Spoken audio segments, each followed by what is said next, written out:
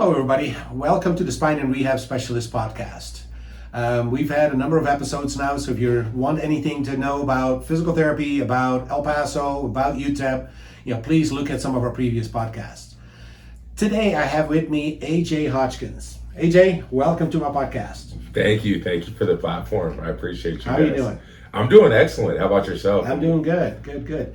So for our listeners or viewers, I'll talk a little bit about who you are and how we've known you. So AJ was a football player for University of Oregon for 4 years, right? Mm-hmm. Yep. 2 years. 2 years at the University of Oregon. Oh yeah, you did. So I was a JUCO transfer, and then I transferred into the University of Oregon. Yeah, right. Close. Okay. Yeah. Played linebacker. Right? Yep. Then you graduated, and you had one more year left that you could, come over, and you came to UTEP. Yep. So that's when I met you, because you had some problems, like most of the football players do. So. Especially the linebackers, spinal rehab. Yeah. Yep. I see a lot of linebackers. So that's how we met. And then you graduated, and you spent 2 years still at UTEP coaching? Yeah, 2 years at UTEP. One year as a grad assistant, and 1 year as a quality control. Okay. So full-time coach. Yeah. Good. And now you're into mixed martial arts, right? Yeah. So yeah. Well, that's quite a step. How did that happen? Well, yeah, that's a good question. So, when COVID hit, so I don't even know where to start. So to start off with, I played linebacker. I played linebacker at Riverside City College. I'm originally from Portland, Oregon, so it was an under-recruited area at the time. A little bit better now. A little bit better now than it was when I was coming out. I mean, we had like 4 or 5 guys go like Power 5, D1, play D1 football out of the whole state of Oregon. So I ended up going to a junior college, and I was super successful at the junior college. Played 2 years there at Riverside City College. Played linebacker, and then I graduated from my junior college, and I transferred to the University of Oregon, where I played two years. I think I started like 15 games, something like that. I was off and on, hot and cold. I suffered 2 ankle injuries and had an ankle surgery. Okay. Then when I grad transferred to UTEP, I was struggling with the ankle surgery. I don't think I had any neck problems or anything like that quite yet. But I think like 3 or 4 games in the season, not even that. Actually, I think it was preseason. It was. I don't even think. No. You know what it was? It was against NAU. I ended up. I got a really bad stinger down my neck and into my hand, and that's when me and this guy got acquainted, and we started working together fairly close. I think I was coming off the field every time. I was coming to see you. Pretty much. I think because I did have some really bad stingers, and since they've been better, but. Then the NFL didn't work out for me. Long story short, I had a decent pro day. I led the conference USA in tackles my senior year, my last year at UTEP, and I was all conference. And the NFL didn't end up working out for me. I had a good pro day, and Coach Dimmel brought me back on the staff as a graduate assistant, and then the next year, and I was still working out, still wanted to play football, still looking to get into the CFL, something like that. And so the next year they hired me back as a quality control as full-time coach. I was getting salaried and everything was great. And COVID hit. And so when COVID hit, budgets got cut the following year. So we finished out that season, which was a really interesting season, because it was like some weeks we would play, some weeks they would scrap the game. It's almost like MMA. I'll tell you, I'll get into that here in a minute, because some weeks we, like COVID season, we would, and I was a quality control, so I'm doing like all the work, I'm doing all the busy work, and no sweat or anything, but then we wouldn't play the game. Yep. And it'd be like, who are we playing this week? Who are we playing next week? Yeah, there were some changes in the lineup, and then some of the teams didn't want to come to El Paso. Yeah, that's when like COVID was hot, right? So it's Yep. like we were getting tested 3 times a week at the facility, so they were like doing the nose swab, the deep nose swab. I remember those. Yeah, it was like 5:30 wake up. You got to be at the facility to get swabbed, to get on the airplane, to get on. So and we had the mess at Rice. Remember that? Man, I do remember that. That was crazy. So I don't know. You could probably, my memory is so it's a linebacker, but so we went to Rice that year, and it was like, what happened? So they insisted, instead of testing Here, they insisted on testing over there. Yeah, they wanted to test with their test, right? With their test. So we had the test, and then it was a positive. So then they said, Saturday morning, we have to retest. So they had to set that up. Okay. And then I think we had like 11 positives that, later on were all not positive. So they were not positive on Friday, they were not positive on Monday, but somehow they were positive on Saturday. So I don't know what happened. And then we ended up not playing. And we ended up it not was playing. Like pouring down rain. Yep. And then I think the guys that did test positive had to go back on a bus. They had to go back on the bus. So bus. they didn't get to go back on the, and that's not even what we're talking about here. But I know. That was a crazy sequence. Yeah. That whole year was crazy. Yeah, that year was crazy. So then what happened with So anyway, after that season, the budgets got cut. My job and the offensive quality controls job were one of the two jobs to go, which makes like perfect sense. It's like basically we're a salaried GA. So I get it. And so I picked up, I started doing social media. I was doing like fitness influencing type content. And I actually got a CFL contract months after I got let go by UTEP. Which was like, now when I think about it, it was a crazy blessing. It was a crazy opportunity, but I ended up turning it. Well, I signed the contract, and I think later on when I was getting ready to report to camp, I was like, hey guys, my heart's just not there anymore. I love what I'm doing with the content. I started doing a little bit of jiu-jitsu. I was doing like 2-3 times a week, whatever, and scratching that competitive itch, and was creating my own schedule. I was kind of going I think I was going in more of an entrepreneurial type direction, and I ended up falling in love with mixed martial arts. So that's how we've gotten to where we're at now. And this was maybe about 2 years ago now, and now we're 1 week away from August 4th, and we have a big event, LFA, Chihuahua State, Southwest. What is it called? Southwest. I've been calling it Chihuahua Stadium. That's what we'll call it. It's a Chihuahua Stadium. It's the Chihuahua Stadium. Southwest University Park. Yeah, Southwest University Park, August 4th. And so it'll be a bit of a homecoming. Dana Dimmel said he's going to come. You said Don is going to come. Yeah. So we're bringing some football attention to the sport of mixed martial arts, combat sports. And so for that, I'm grateful, and I'm excited to put on a good performance. And so that's how we've gotten to this right here. And it's been a long road, but I'm excited. I'm super happy, super focused, and ready to go August 4th. Yeah, and this is a big deal, right? Because is it the first UFC fight in El Paso? Yeah, so this is so number one, it's the first MMA event that we've had in El Paso, and correct, I could be wrong in saying this, a year or so, approximately, I think since 2015. So this MMA event is going to be big just for that reason, but also that the fact that it's at Chihuahua Stadium. It's going to be on live TV. It's going to be on UFC Fight Pass, and so this is going to be a big event, and it's going to be nationally televised. So, it's going to be big time. It's going to be exciting. Yeah, it is exciting. Yeah. Awesome.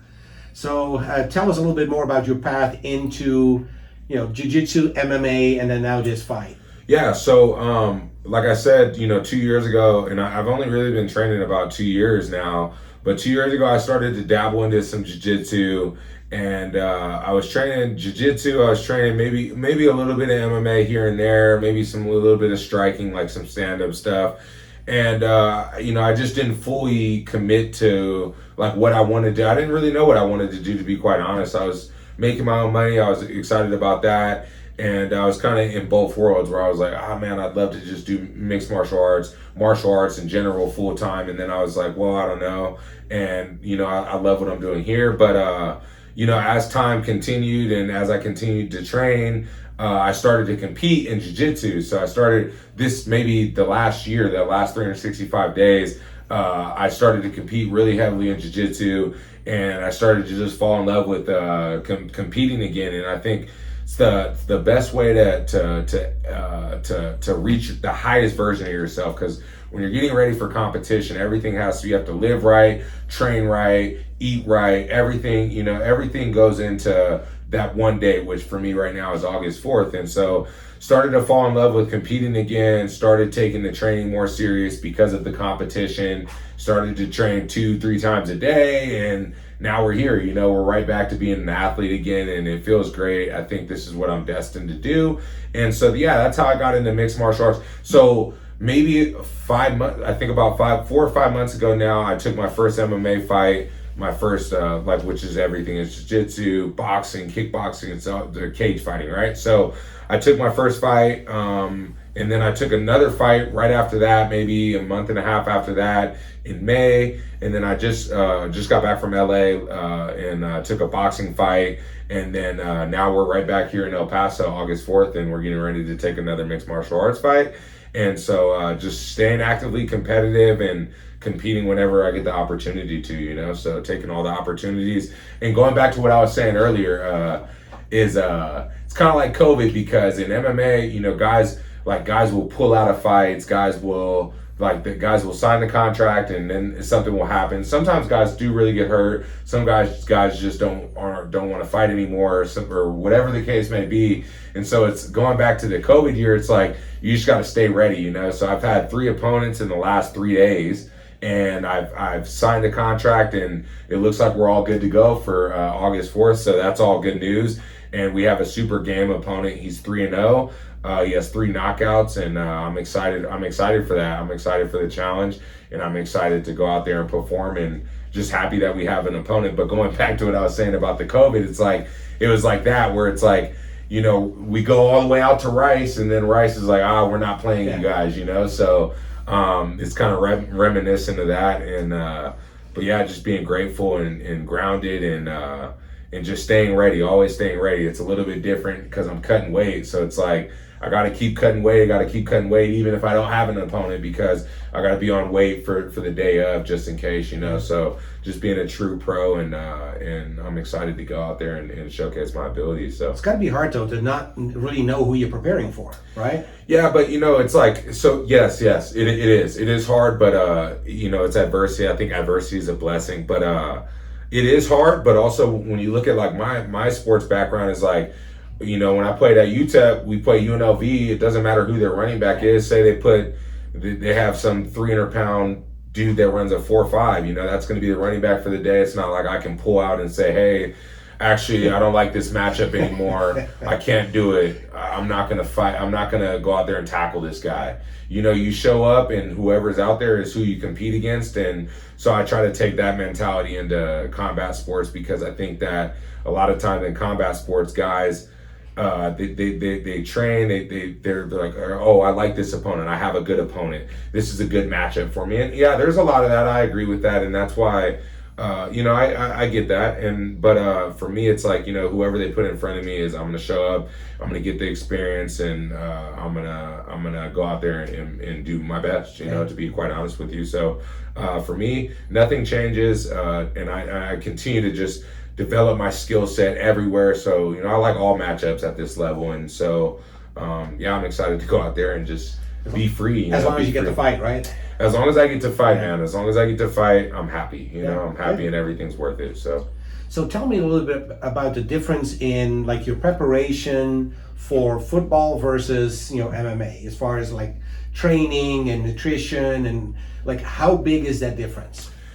Well, you know, I would say that, yeah, so that's a good question. I think that we should all prepare like martial artists. That's what I think, that we should all be in preparation like a martial artist, because like if I was a football player today, or if I'm talking to young AJ and I'm 18, I would be saying, hey man, take every day serious, every single rep, take it serious. Every single film session, take it serious, because at the end of the day, you're gonna go out there, and you're a product of your coaching, you're a product of your training, you're a product of your hard work, your manifestation, your mind, your body, your spirit. And so for that, I think that to put yourself in the best position, you have to live right. And if you're living right and you're doing the right things, and Dana Dimel will be happy that I'm saying this. Maybe they'll hire me to come talk to the team, because I believe this stuff. I would say, like, you know, if you're out in the club and you're drinking, and you're going out, you're drinking, you're losing days. There's somebody out there, and when you're a martial artist, like, I'm going to fight a dude from Russia one day, you know, and his whole life is going to be mixed martial arts, you know, and so that's who I'm competing with. And when you're in football, same thing. You're competing with the dude that's out there, and he's out there grinding like Kobe Bryant, like Michael Jordan, like Tom Brady. You're going to compete against those guys. And so whatever work's done in the dark is going to manifest when the lights turn on. And so to answer your question, I think that the preparation should just be focused should be focused on the task at hand. And I recognize that like student athletes have school and stuff like that, and there's a lot of distractions, especially with the NLI stuff. We won't go into that, but but with the just there's a ton of different distractions, but I think eliminating those distractions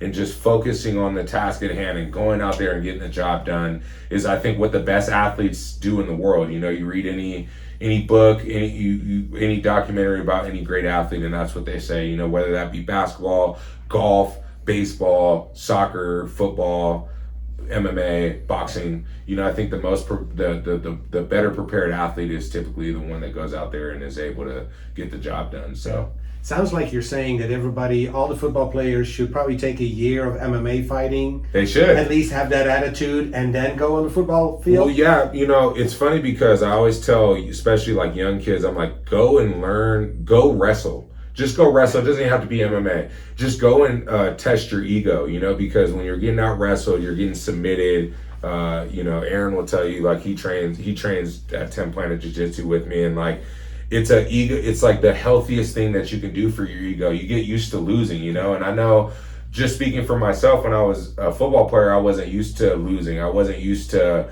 like having to overcome and battling adversity and all these things, and like complain. I would do all these things, and it's actually counterproductive to the task at hand. So yeah, I think a lot of team sport athletes could go and learn from like a combat sport mentality because there's no excuses. It's not like, oh, well, the quarterback's not getting me the ball, or the quarterback's like, oh man, the offensive line's not blocking for me. It's like, get the job done, whatever that means, get the job done. And that's my mindset going into the cage. And that's what I learned through mixed martial arts. And I tell people all the time, I think that doing martial arts has made me a better, I'm trying to be the best person I can be to be the best fighter that I can be, but I'm also becoming a better person at the same time, So, I think it's healthy for the ego to go out there, get tossed around a little bit, and then start to see improvement. Because I'm when I first started, I wasn't great. I was getting choked out by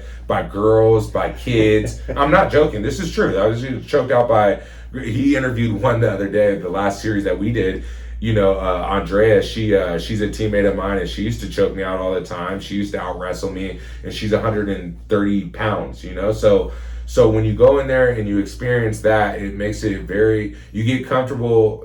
I shouldn't say it like that. You get more comfortable with like the ego, the part of your ego that doesn't like to lose. You're like, oh man. But then if you are who you say you are, you show up the next day and you give it your best. You give it your best the next day, and then in a month, 2 months, you'll be like, yo man, that dude used to mess me up, man. Like, now I come in and I give him problems. Now I'm subbing him. Now I'm tapping him out. Now I'm out wrestling this guy. And so, I think that mental fortitude would be good for a lot of the football guys. And then you also start to learn, like, sorry to be long-winded, guys, but this is a podcast. But, you'll start to recognize, you're like, man, every small change that I make helps me as an athlete. It's like, okay, so if I don't, and again, like, do what you want. I'm not judgmental because I've done everything, but maybe not everything. But my point is like, you go out, you drink, you party on the weekend, and then you come in and you're a football player, you're a corner, you're getting cooked by the number one receiver. And it's like, well, you're probably getting cooked because you went out and you poisoned your body for the weekend, and you were distracted, you weren't focused, you weren't in alignment with what your vision is. Like, you say you want to get drafted in the NFL, you say you want to be this guy, you want to ball out in front of all the, you want to do all these things, but on the weekend, what are you doing? When you go home from practice, what are you doing? What are you doing? Are you just sitting around playing video games, not doing anything? Or are you watching film? Are you critically analyzing what do I need to be doing better to be a better player for not only for myself, but also for my team, and I think team first attitude, like, I want to win. I want to go out there and win. And if you want to go out there and win, guess what? You're going to be playing hard. You're going to be playing well. You're going to be doing the right things on the field, and you're going to look good on film, and that's going to get you to the next level, in my opinion, is going out there and being selfless for your team. And that's something that I've adopted through mixed martial arts, and yeah, anyway. Yeah, you know? I think Dana Dimmel does need to get you in to speak to the team, because I think that attitude that I see in you, just being so dedicated, so focused, and obviously you've worked very hard, you've slimmed down, but you've gotten stronger. I think that attitude, if you can put that into a football team and have that as in, like you said, as a, you go out partying, that's great, that's fun. That's fun, yeah. But you are poisoning your body. You are not at 100%. So if the football players would come in with that mentality and be there for each other as a team, I think we would, win more games. Well, you do, yeah, and I mean this from the bottom of my heart, And if you're that's what I'm saying. Like, if you're drinking on the weekend, you're not going to come in and beat me. You might, if you're there are some guys I'm sure that can go out and do whatever they want, but I'm saying, like, in my core group where I'm like, I'm doing all the right things. I'm going to sleep, I'm waking up, I'm doing my breath work, I'm eating right, I'm doing all these things, right? So I'm not going to let somebody come in, and that's my attitude, that's been doing whatever they're doing, all distracted, doing whatever it is they're doing, and I'll feel that energy all coming off of you, and I'm like, oh, this dude's, sorry to cuss, but he's full of shit, So, sorry guys, but yeah, that's what it is. It's like, if you're full of shit, like, I'm gonna know, because I'm not, I'm not playing around, I'm not joking. So that will manifest when you're training. You'll lose a day of training because your body's trying to recover from the alcohol, or let's just say you go and you eat at McDonald's after every practice. Is there a healthier option?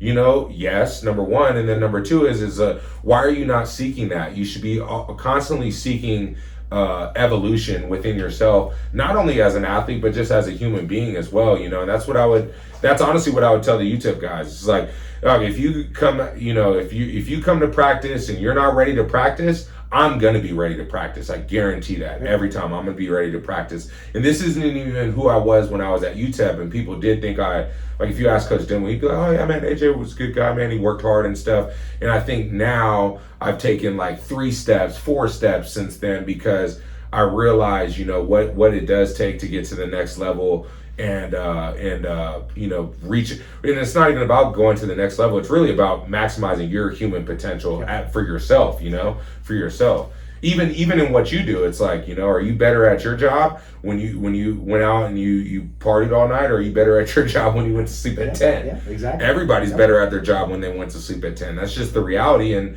I'm not saying don't ever go have any fun. After August 4th, we're going to go to La Condesa and we're going to have a lot of fun. And then, there you go. It's going to be it's going to be all good. I'm going to take my family to the water park. Maybe the next day or the day after that, we're going to have some more fun, and then we'll get right back to business, and it'll be focused again, so. And I think that's definitely a message. You can have fun, but you can't do stuff all the time and think that that's going to be good for your body and good for your performance. Yeah. And it is no matter what position you're in. It's whether you're an MMA fighter, football player, kicker, physical therapist, doesn't matter. Yeah, or if you're a kicker and the game's on the line, would you have rather had a bunch of drinks last night and your cognitive functions off, or would you rather be in the right mind and have meditated that morning? Probably meditated and be in the right mindset. And then when your opportunity does come, the lights do turn on, you're like, oh, this is what we want. This is money. I love this, but when the lights come on, it exposes it's the exposure that exposes people. It's like,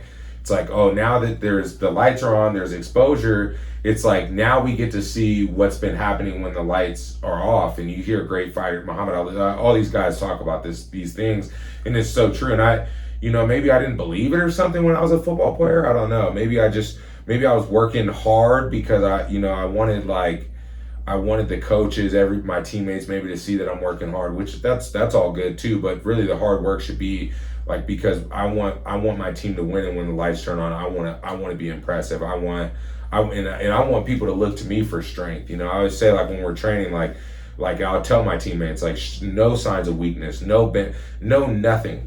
Don't, like, you get hit hard in sparring or something, like, and you go down. Don't go down, because you're practicing what you're gonna do in a fight. It's like when I take a shot or something, it's like, now I'm in the fight, and I gotta maneuver the same way I would in a fight, because that's what's gonna manifest. Mm-hmm. My training is going to manifest when I'm in there, And same thing, if you're the number one corner on the, UTEP football team or any football team, the Alabama fight, any football team, and you're getting cooked by your number one receiver, your number two receiver, that's not okay. Nope. Because it's like, at the end of the day, that is going to manifest in some way on the field. Even if you are having great games, it's like you could still be better because, again, like I said, it's not about just going out there and being impressive, because impressive to everyone else might be one thing, but impressive to me is my standard, and so I think just not lying to yourself, always being honest, and that's harder. It's easier said than done. I still, everybody in this room still at some level is not telling themselves the full truth. And I think that the more that we start to uncover the truth and the more that we start to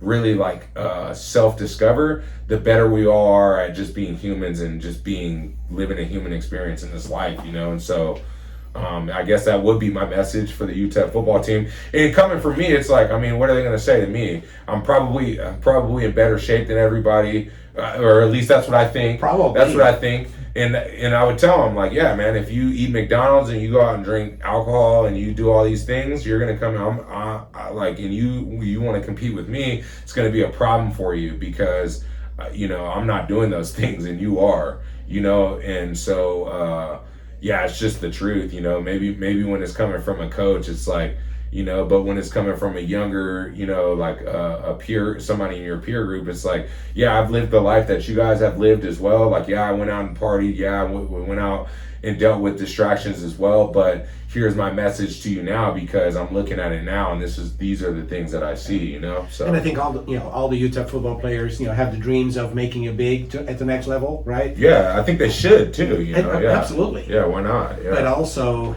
if you want to get there, unless you're super talented, if you want to get there, you're just gonna have to work really, really hard. And I think that's got to be out there. You've got to give 100% in all these, these different points. Yeah. Practice and eating and all of that. And then I'm reading a book right now. It's The Alter Ego Effect, and it's find pride in something. If you're not giving 100%, why not? Why are you not? Because it's you don't. I mean, I don't know. What I could tell you what motivates me. I go home, I see my family, and I'm if I didn't give my 100% all today, I'm cheating them. And that's so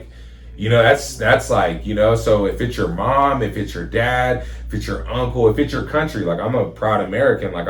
So when I go out, I want to represent my country, because in a sport like fighting, you'll fight Brazilians, you'll fight Mexicans, you'll fight Russians, you'll fight. So I want to be a proud representative of my country. So I take pride in that. I take pride in my family. I take pride in everything. So you start to find pride. You start to find that extra gear where you're I can work harder, because it's not just about me, it's about these people as well. It's about my sponsors, you guys have invested into me. And so for that, I'm grateful, and I'm I want to go out there and I'm going to sacrifice for these guys, because they've put energy and time and effort into me. And so if you're a UTEP, I know this is a UTEP podcast, so we'll keep using the UTEP analogy, but it's your coach, your coach is putting time into you, energy into you, your family, think about the people that have done for you to get to where you're at today, and then you're in a blessed position, man. I talk to kids, local kids that are, local football players, and they're man, they just want to walk on to UTEP, so it's even that. It's man, you're in a really fortunate position, and if you're taking a practice off, it really, truly, to me, it is disrespectful, and I think that, I'm looking at what Coach Demo's done with the program. Those guys, the coaches are working hard. They're working nonstop all day. Yeah. They are working hard, and it's the least that you can do as a player. And guess what? If you're not the coach's favorite, there's probably a reason why. It's probably because you're not doing these things. Yeah. If you show up, you don't say anything, you have a walk-on mentality. I always tell myself now, walk-on mentality. Nobody owes you anything. You think people owe you, you think that people owe you, people don't owe you anything, Go in there, work hard, earn everything. Don't expect anything, any favors to be done on your behalf. Just go and put your head down and be blue collar and work hard, and then guess what? You'll be the favorite, because you're doing everything that, the coaches, you'll be the guy on film where they're yo, who is this guy, man? This guy's flying all the time. This guy shows, and then another coach will chime in, and he shows up early. Oh, and he's the first one on the field. And you start to have these things pile up, and now all of a sudden you're the favorite. So when guys have a victim mentality talking about the coaches don't like them or something, like, what? The coach likes, you think if, I don't know, Patrick Mahomes was on the team, you think they wouldn't like him? They'd love him. He'd win us a bunch of games. Gives 100%. Yeah, it gives 100%. You know what I mean? So yeah, I guess that's my message, and I've learned that through martial arts, and I think even at the NFL level, I'm sure there's a lot of guys that could learn from having that mindset and just going in there, giving it your all every single time, every single time, and I mean, it's helped me tremendously. So you got about a week, until your fight. So what are you going to do leading up to that, or what are you going to do different than what you've been doing now, leading up to that fight? What do you need to do to get ready? All the work's been put in, all the hard work's been put in. So right now it's really just staying sharp, keeping my timing sharp, and then, most importantly, cutting the weight. The weight cut is, like the final week is typically like when you drop the most weight a couple days before. How much do you need to drop? So today I woke up at 198, and so I got to get to 185 by next Thursday. So it's not that bad. And our bodies carry a ton, as you guys know better than me, I probably have like 20 pounds of water sitting on me. So sitting in the sauna, stuff like that, staying sharp, trying, but at the same time, trying to keep the body fresh where I'm not all beat up going into fight day. But I guess really that's really the game plan moving forward, is just keep sweating, keep the timing sharp, and just keep the weight down, and keep the mind sharp, most importantly, just keeping the mind sharp. What was your football weight? 235 pounds. So yeah, you guys would be interested in that. So 50 pounds more than what you're going to be next week. Yeah, so I haven't weighed 185 probably since like elementary school, and I'm not joking. Like I think in sixth grade, I think that's 6th or 7th grade is when I was like 205, and I've never came under that until now. Now I'm like, I walk around 205, but yeah, when I played football, I was a big linebacker. I had a big, strong neck, and I was strong everywhere, big everywhere. And I was 235 pounds. And now I'm 200 pounds. And I feel great. I feel fast. I feel light, explosive, mobile. And I feel this is the best I've ever felt in my life. And it makes me question if I should have been playing linebacker. I probably should have been playing like safety or something, like maybe a strong safety, because I think my natural body weight is this. This is what I think. This is what I feel best at. And I mean, you look good at this weight, so. Thank you. Yeah. Well, and yeah. So, but going back to what you asked about with the diet, I cleaned it up a little bit when I was at UTEP. A little bit, but nobody taught me anything about anything really. So. Like, I was eating McDonald's, I was doing all these things too, I didn't understand how it would affect my brain, my body, just all these things. And so my last year at UTEP, it was a little bit better. It was a little bit better than it was at Oregon. When I was at Oregon, I just ate whatever I wanted. I remember I would go downstairs. We had, this is at Oregon, so this is the, you know what I mean? So we'd walk in and it'd be buffet style. My favorite meal was breakfast.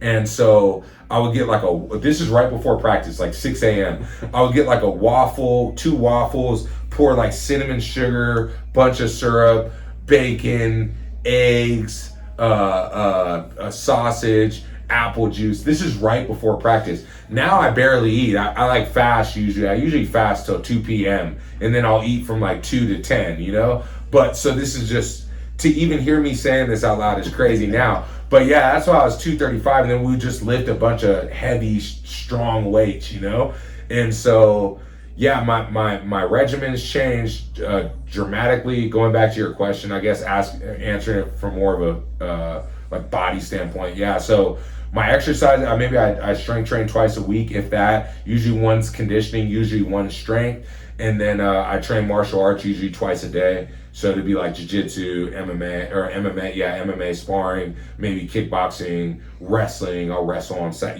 So, the weights just came off, and the diets got super clean. I just eat what comes from the earth. That's what I recommend to everyone. You guys might know better than I do, but yeah, just fresh produce, non-processed whole foods, and I try to stick to that super simple way to to be healthy, I think. And I think most importantly, that's what I am. I think I'm healthy at this way. I feel healthy and I feel good. I feel energized, healthy, light, fast, explosive. So yeah, I think there's a lot more emphasis now in sports on nutrition. I know UTEP has been upping their game as far as what they have at the training table. But a lot of times it's more expensive to eat healthy, and I think that's some of the problems. But that is a problem. Yeah. It's absolutely worth it, though. Just eating clean, eating healthy. Right. I think it makes you better all around. Yeah, I think the energy level is better. I think your body composition is better. I think your mind's sharper. I think all these things, and that's why I made the change, and I'm getting better and better and better. Still, that's what I'm saying. Like, still, it's not like I'm saying, now I'm perfect, I'm done evolving. I'm not saying that, but what I am saying is that in the last 3 years, I've made a lot of change, and it's going to continue. And it's going to be, like again, like you go out, you drink. I just know you go out, you drink alcohol on Saturday, Sunday, or Friday, Saturday, and then Sunday maybe you sit around and recover, and then on Monday you got practice and you're in season. It's like, man, you've lost days. Just know that. And I guess that's my main message. Is like, just know what you're. Be intentional at least. At least say, if you're messing up, at least be like, yeah, I don't even expect to do good, because it's the truth. It's like, you've lost 3 days this week. You drank on Wednesday, Friday, and Saturday, and you're in season. You're breaking your body down, and then no wonder why you're not sleeping well. Then you're not sleeping well. Then you get hurt, and then you take forever to recover. Okay. And that's what you guys know better than anybody, because it's like, it's the truth, right? If you're not sleeping well, your diet's not very good, and let's say you're also overweight, because a lot of the guys at UTEP are overweight, is what I would say. If I looked at them, I'd be like, yeah, bro, you could probably lose like 15 pounds and be, pretty solid. And, like, especially like in football culture, it's like they try to put on as much weight, everybody as possible. And I'm like, yeah, but also say you sprain your ankle, and you guys know better than me. I don't know. I'm just saying, personal experience is you sprain your ankle, and then it takes forever to heal because you're 30 pounds overweight. Makes a difference. This is the truth. Yep.